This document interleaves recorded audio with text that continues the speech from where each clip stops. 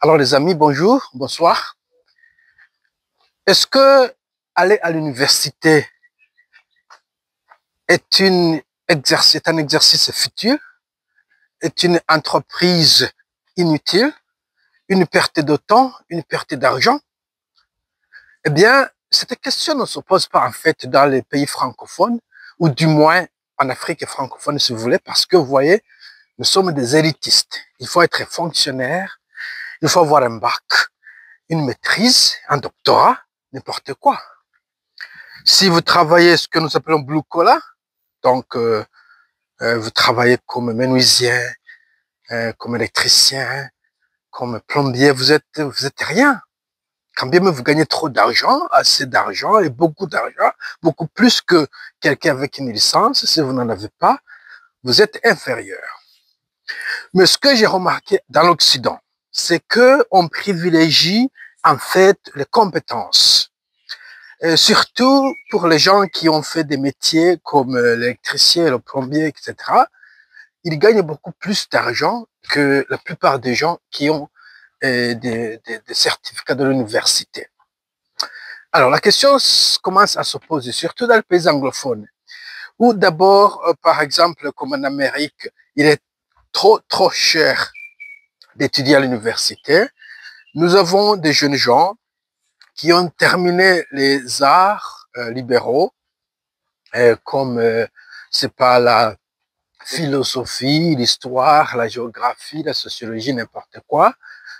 Ils ont amassé de grosses dettes d'étudiants et ils ont perdu 2, 3, 4, même plus d'années dans ces universités-là, mais ils ne peuvent pas avoir un boulot et à la fin, ou bien ils sont chômeurs, ou bien ils travaillent avec des boulots qui sont en fait qui ne payent pas très bien, mais qui aussi ne nécessitent pas aucune qualification.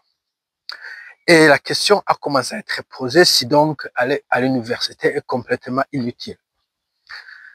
Alors, il y a beaucoup de commentateurs de la droite, ils croient que c'est vrai, que c'est inutile. Moi, je dis que non, ça dépend. Ça dépend donc de ce que vous avez fait à l'université. Alors, je vais parler à des gens comme moi, comme vous, peut-être mes auditeurs, qui ne sont pas riches, qui ne sont pas des familles aisées ou de la bourgeoisie, si vous voulez, et pour qui aller à l'école, c'est comme un investissement, une entreprise où il faut avoir un rendement. Donc, vous voulez avoir un boulot qui paie bien à la fin de vos études. C'est à ces individus-là que je veux m'adresser. Dans ce cas, il faut être très intelligent et très prudent lorsque vous choisissez ce que vous allez étudier à l'université. Pour la plupart des cas, surtout dans les pays de l'Occident, il y a des diplômes qui ne vaut rien parce que après avoir étudié, il n'y a pas de boulot pour vous. Alors j'ai toujours privilégié ce que nous appelons STEM en anglais. Je crois que c'est science, technologie, ingénierie et mathématiques. Mais il faut aussi être spécifique. Je crois qu'il y a des choses en ingénierie où il n'y a pas beaucoup de boulot. Mais surtout, je vois beaucoup de boulot dans les systèmes de la santé, healthcare. Si vous faites ça, vous avez beaucoup plus de chances d'avoir un boulot décent.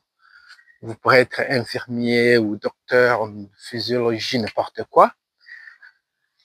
Mais pour les autres arts libéraux, il y a vraiment un problème que nous voyons avec des graduants qui ne peuvent pas avoir des boulots intéressants. Alors, certaines gens disent non, il faut suivre votre passion, ne vous inquiétez pas de l'argent, mais il faut s'inquiéter parce que si vous vivez dans une ville, par exemple, n'importe où vous vivez, vous allez avoir besoin d'un logement, de la nourriture, de s'occuper de toute une famille. Il faut de l'argent après tout. Ça, c'est un critère très important dans le choix de votre carrière. Et si vous avez une passion, vous pouvez faire ça au-delà de votre carrière. Par exemple, je fais ces vidéos-là, moi je suis ingénieur, mais je fais des vidéos sur la politique, sur les affaires courantes. Et j'aime la philosophie, je ne pourrais jamais aller à l'université pour faire une licence en philosophie, puisque ça ne me sert à rien. Mais maintenant, comme ingénieur, j'ai trop de temps sur ma main pendant le week-end ou peut-être le soir. Je peux lire Camus, je peux lire Dostoïevski, je peux suivre même les cours de l'université. Il y a beaucoup d'universités en Amérique, au MIT et dans d'autres pays, qui en fait mettent leurs cours même sur le site de l'Internet. Vous pouvez en fait suivre tous ces cours gratuitement et avoir des connaissances, peut-être pas aussi approfondies que quelqu'un qui a fait une licence, une maîtrise ou un doctorat, mais assez quand même pour satisfaire votre curiosité et votre passion. Dans d'autres cas, vous allez même payer pour votre passion. Si vous aimez, par exemple, voyager, il ne faut pas vous attendre à ce que quelqu'un paye pour vous pour voyager. Si vous aimez, je ne sais pas, jouer au volleyball, il faudra donc joindre un club et pour la plupart des cas, vous allez payer pour ça. Alors, les passions, on paye pour les passions. Les passions, on ne paye pas. C'est le cas contraire. Et donc, mon point final, c'est que donc, non, l'université, c'est pas inutile, c'est pas futile, c'est pas une perte de temps, c'est pas une perte d'argent. Il faut plutôt être prudent dans votre choix. Et si vous choisissez très bien, vous serez un peu confortable dans votre futur. Un autre test, c'est donc essayer de voir dans votre quartier ou le quartier que vous enviez, vous allez voir ou constater ou remarquer que la plupart de ces gens-là qui sont plus ou moins riches, pas richissimes, ont donc des qualifications de l'université. Il y aura peut-être des exceptions, un bon électricien, quelqu'un qui a eu un business, qui a un entrepreneuriat sans qualification.